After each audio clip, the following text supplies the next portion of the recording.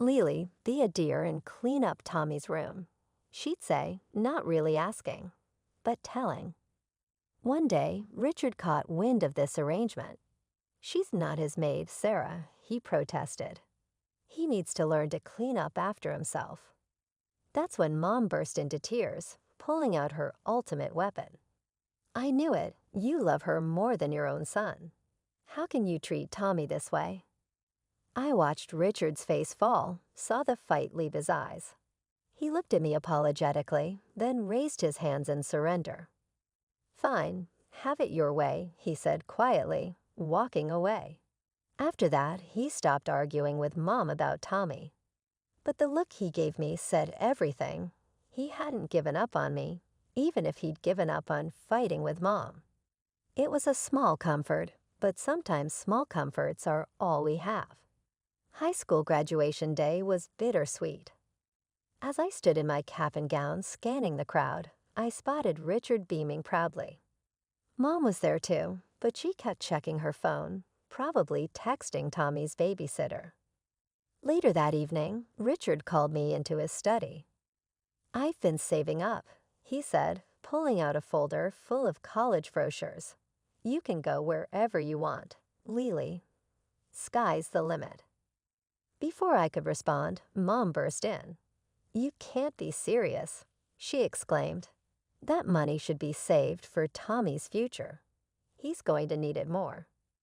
Richard's face hardened, an expression I'd grown familiar with during these confrontations. This is non-negotiable, Sarah. I've already made my decision. I ended up choosing Marshall University in West Virginia, far enough to start fresh, but not so far that I couldn't visit occasionally. The day Richard helped me move into my dorm, Mom couldn't come because Tommy had anxiety about her leaving. College life was exactly what I needed. For the first time, I felt free from the shadow of being the less favored child. I called home weekly, but my conversations were mostly with Richard. Mom was always too busy with Tommy. Your brother's going through a difficult phase, Richard explained during one of our calls. His voice sounded tired. He's hanging out with these kids from the wrong side of the tracks. I tried getting him involved in some after-school programs, but your mother. Let me guess, I interrupted. She said you were being too hard on him. Exactly, Richard sighed. She called me a tyrant for suggesting he might need some structure. My visits home became less frequent as Tommy's behavior worsened. When I did come, he barely acknowledged my existence, holed up in his room with his video games. The few times I caught glimpses of him, he looked pale and angry, his eyes glued to various screens. After graduation, I landed a job at DOE in their consulting division. I stayed in West Virginia, building my career while watching from afar as my brother descended further into his self-imposed isolation. During one of my rare visits home, I tried knocking on his door. Tommy, wanna grab lunch? My treat. All I got in response was the sound of gunfire from whatever game he was playing. Mom, passing by in the hallway, just shrugged. He's not feeling social today. He's very stressed, you know. The contrast between our lives couldn't have been starker. While I was pursuing my career goals, Tommy was pursuing virtual achievements, supported by Mom's endless excuses. Richard's disappointed face said it all, but by then even he had largely given up on trying to intervene. By 27, I had finally saved enough for a down payment on my own place. It wasn't huge, just a one-bedroom apartment in a decent neighborhood, but it was mine. The day I got the keys, I couldn't stop smiling. All those years of saving, brown bag lunches, and saying no to designer clothes had finally paid off. You all have to come see it, I said during my weekly call home. I'm having a housewarming party next Saturday. I'll cook dinner. Richard, I'm even making your favorite lasagna. Wouldn't miss it for the world, kiddo, Richard replied warmly. Mom's voice cut in on the other line. Oh, honey, I don't think we can make it.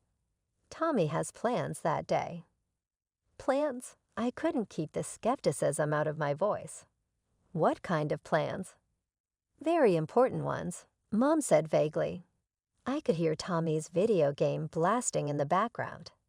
The day of the housewarming, only Richard showed up. He brought a potted plant and a bottle of wine. Your mother sends her love, he said, but we both knew that was a lie. Over dinner, Richard filled me in on what was really happening at home. Tommy, now 20, hadn't bothered with college and spent his days either gaming or hanging out with his drinking buddies. I tried to help, Richard explained, twirling pasta on his fork. I even offered him a position at my construction company, just as a starting point. You know, everyone needs to start somewhere. But Sarah, he shook his head. She said it would be beneath him. Can you believe that? She said Tommy was too intelligent for manual labor. Too intelligent to work, but not too intelligent to mooch off his parents, I muttered. Richard gave me a sad smile. I keep trying, Lily. God knows I keep trying. That was the last real conversation we had. 2 years later, I got the call that changed everything. Richard had collapsed at work, massive heart attack, just like my father. By the time I made it to the hospital, he was gone. The funeral was surreal. Mom put on quite a show, sobbing dramatically and telling anyone who would listen what a wonderful husband Richard had been. We were so happy, she wailed. How will we manage without him? I watched her performance with a mix of disgust and pity. Her tears weren't for Richard. They were for herself. I could see the wheels turning behind her grief-stricken facade. Richard had been the sole breadwinner. Without his income, how would she maintain Tommy in the lifestyle to which he'd become accustomed? Tommy didn't even bother to wear a proper suit to the funeral. He showed up in wrinkled khakis and a polo shirt that had seen better days. He spent most of the service staring at his phone while Mom made excuses for him. He's processing his grief in his own way, she said. Standing there at Richard's grave, I couldn't help but think about how history had repeated itself. Another father figure, another heart attack, another funeral. Only this time, I was old enough to see everything clearly, including the fact that Mom's tears were more about her bank account than her broken heart. A year after Richard's death, I had mostly lost touch with Mom and Tommy. What little I knew came from Aunt Linda's occasional calls. They're getting by on Richard's savings, she told me. Your mom sold his Chevrolet last month. The tools from his workshop went before that. I tried not to care. I really did. But when Mom's number flashed on my phone one Tuesday evening, my heart still skipped a beat. Lily, her voice sounded smaller than I remembered. I need you to come home, please. Something in her tone made me book a flight for the next day. When I pulled up to our old house, I barely recognized the place. The once pristine lawn Richard had meticulously maintained was overgrown with weeds. Paint peeled from the window frames, and one of the shutters hung crooked. But the house wasn't the only thing that had aged poorly. Mom opened the door, and I had to suppress a gasp. The vibrant woman I remembered had been replaced by someone who looked 20 years older than her actual age. Deep wrinkles lined her face, and her hair, which she'd always kept perfectly colored and styled, showed stark gray roots. Come in, she said, leading me into the living room. The house smelled musty, and dishes were piled in the sink. A thin layer of dust covered everything. This from the woman who used to make me rewash plates if she spotted a single water spot. Mom, what's going on? I asked, settling onto the couch. A spring dug into my thigh, another thing Richard would have fixed immediately. She broke down almost immediately. We're running out of money, Lily. My pension barely covers the utilities and the savings. She twisted her hands in her lap. They're almost gone. What about Tommy? Is he helping with expenses?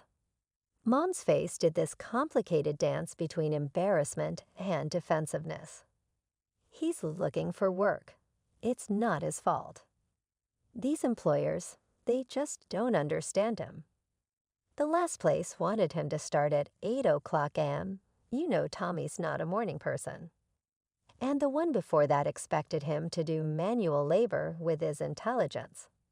I felt my jaw tightening. Mom, at his age and with no experience, he can't exactly be picky about. You don't understand. She cut me off, her voice rising to that familiar pitch that always preceded a Tommy defense. Then abruptly, her tone changed. Lily, we need your help. We won't survive without it. I hate to ask, but you're doing so well in your career. I knew what was coming. Part of me wanted to refuse, to remind her of all the times she chose Tommy over me. But looking at her worn face, the trembling hands, the desperate eyes, I couldn't. How much do you need? When she said $1,500 per month, I nearly choked. That was a significant chunk of my salary, but I found myself nodding anyway. Where's Tommy now? I asked as I prepared to leave, already regretting my decision. Oh, he's at a job interview. Mom brightened slightly. A very promising position with a tech company.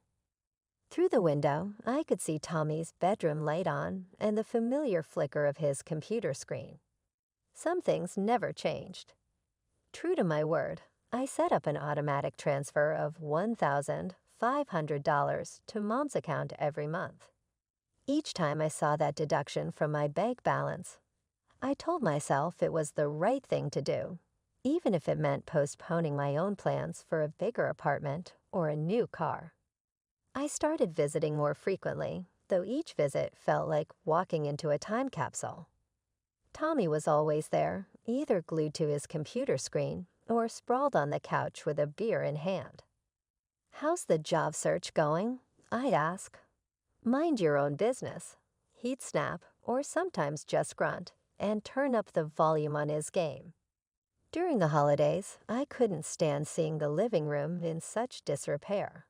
The wallpaper was peeling, and there was a water stain on the ceiling that would have driven Richard crazy.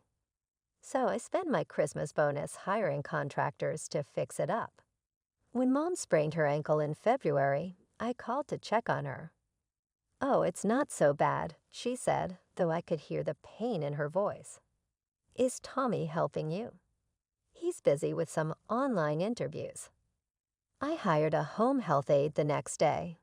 The money I'd been saving for a vacation went to cover her wages for the next 3 weeks. Then came the day I walked into the house and found a stranger sprawled across our sofa. She looked like she'd stepped out of a reality TV show, fake nails that could double as weapons, heavy makeup and clothes that left little to the imagination.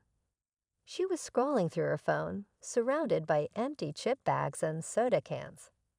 Who are you? I asked, though I had a sinking feeling I knew the answer. Tommy emerged from his room. This is Candy, he announced. My fiancée. She lives here now. Candy didn't even look up from her phone, just popped her gum loudly. I watched in disbelief as she reached into the grocery bag I just brought and helped herself to the premium cookies I'd bought for Mom. Nice to meet you too, I muttered under my breath. Later that evening, I called Mom to get her take on the situation. Oh, Lily, she sounded more animated than I'd heard her in months. Isn't it wonderful? Tommy's finally settling down. Candy's been such a good influence on him. He hasn't gone out drinking with those awful friends in weeks. That's because she's drinking all my imported beer at home, I thought, remembering the empty bottles I'd spotted in the recycling bin. But I held my tongue. And he's talking about getting a job. Mom continued excitedly. Candy's cousin knows someone at a tech startup. Tommy says it could be his big break. I made non-committal noises while thinking about the dozens of big breaks Tommy had mentioned over the years. But Mom was so happy, living in her bubble of perpetual hope, that I didn't have the heart to burst it. My next visit home started like any other. I juggled grocery bags as I pushed open the front door, only to stop dead in my tracks. The house looked like a tornado had torn through it. Dirty dishes piled high in the sink, takeout containers scattered across every surface, and clothes strewn about the living room floor. Candy Lay sprawled on the couch, perfectly manicured nails tapping away at her phone screen. She didn't even look up as I set down the groceries. "You know," I said, my voice sharp, "you live here rent-free, eating food that I pay for. The least you could do is wash a dish or two." She looked up slowly, a smirk playing across her heavily glossed lips. "Who do you think you are to come in here giving orders? This isn't your house." "I grew up here," I shot back. "You're just a guest." That's when she laughed, a harsh, triumphant sound that made my skin crawl. "Oh, honey, you've got it all wrong. This house belongs to Tommy now. Your mom signed everything over to him. There's a will and everything." I found Mom in the kitchen, organizing coupons she never used. "Is it true?" My voice sounded strange in my own ears. "Did you make a will leaving everything to Tommy?" She wouldn't meet my eyes at first, fiddling with the papers in front of her. Then something seemed to harden in her expression. "Yes," she said flatly. "It's true." I don't understand the words. They came out barely above a whisper. "I'm the one helping you. I'm the one sending money every month. Tommy doesn't work, doesn't contribute anything." "Don't you dare talk about your brother that way." Mom's voice rose sharply. "You don't understand him. You never have." "Understand what?" "That he's a parasite. That he's perfectly content to live off my money while his girlfriend trashes our home." "Oh, stop being so dramatic." Mom's face twisted into something I didn't recognize. "You want to know the truth. I never loved you the way I love Tommy. He's better than you in every way that matters, and I don't want to see you here anymore." The words hit like physical blows. All these years, I told myself that Mom did love me. She just showed it differently. That somewhere beneath her obsession with Tommy, she cared about me too. Now I knew better. I turned and walked out, Candy's triumphant laughter following me down the hall. 21 years of hoping, of making excuses, of trying to earn my mother's love. All of it ended with the quiet click of a door closing behind me. The drive home from Mom's house was a blur. I don't remember the 4-hour trip. I don't remember climbing the stairs to my apartment. I don't even remember sitting down on my couch. But I do remember the moment of clarity that came as I stared at my phone's banking app, the automatic transfer to Mom's account. $1,500 every month for the past year. My finger hovered over the screen for a moment before I decisively clicked Cancel Recurring Payment. For the next few weeks, I threw myself into work, trying to ignore the hole in my budget that suddenly felt like an opportunity rather than a burden. I started researching investment options for the money I'd been sending home. Maybe I could finally start saving for a house of my own, a real house, not just an apartment. Then exactly 1 month after my last visit home, Mom called. The money didn't come through, she said without preamble. "No hello, no how are you." There must be some mistake with the bank. "There's no mistake," I replied, surprised by how steady my voice was. "I canceled the transfers." There was a moment of stunned silence before she exploded. "You what? How dare you? After everything I've done for you?" I actually laughed at that. "Everything you've done for me." "Like what?" "Mom, forgetting my existence. Forcing me to be Tommy's maid. Telling me you never loved me." "That's different," she said, using her familiar Tommy defense voice. "You know I was upset, but you can't just stop helping us. We're counting on that money. Tommy and Candy are planning a vacation to Cancun. They need a vacation. I interrupted, my voice rising. Tommy needs a vacation from what exactly? Playing video games, drinking beer. Let me tell you something, Mom. Tommy doesn't need a vacation. He needs a job. How dare you speak about your brother that way? You're just jealous because. Because what? Because you left everything to him. Fine. You made your choice. Now he can take care of you. You ungrateful, mercenary little. The rest of her tirade dissolved into a stream of accusations and demands. I let her rant for a moment before speaking again. Goodbye, Mom. Don't call me again. I blocked her number before she could respond, but Mom wasn't done. Over the next few weeks, the messages started pouring in through every possible channel. Facebook messages about how she was struggling to pay bills. Instagram comments about what a terrible daughter I was. Emails detailing all the sacrifices she'd made for me, most of which I couldn't remember actually happening. Tommy also joined in, accusing me of ruining the family in his angry texts. The words "Mom's crying because of you," he wrote. You better start sending money again, or else. Before blocking him as well, I responded, here's a crazy idea. Try getting a job. Candy even attempted to contact me on LinkedIn, of all places, with a lengthy note about how I was hurting my dear mother and how Tommy was currently too sensitive to cope with the pressures of work.